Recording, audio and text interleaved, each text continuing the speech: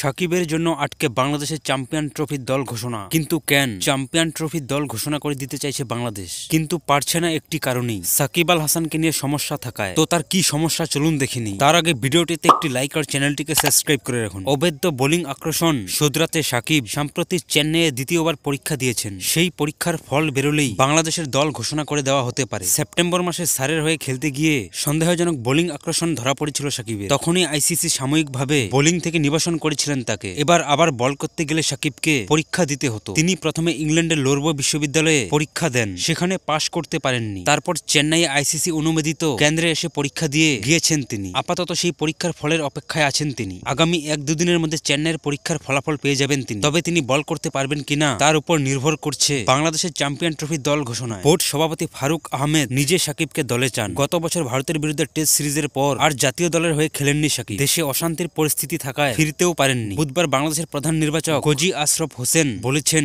লবরতে Shakib bowling পরীক্ষায় পাশ করতে পারেনি শুনে আমি বিস্মিত। ও আবার পরীক্ষা দিয়েছে কিনা সেটা জানতে হবে। সাকিবকে নিয়ে কি করা হবে সে ব্যাপারে বোর্ড কিছু জানায়নি, তবে প্রত্যেক মিনিটই গুরুত্বপূর্ণ। আশা করি আগামী 1-2 দিনের মধ্যে গোটা বিষয়টি জানাতে পারবেন।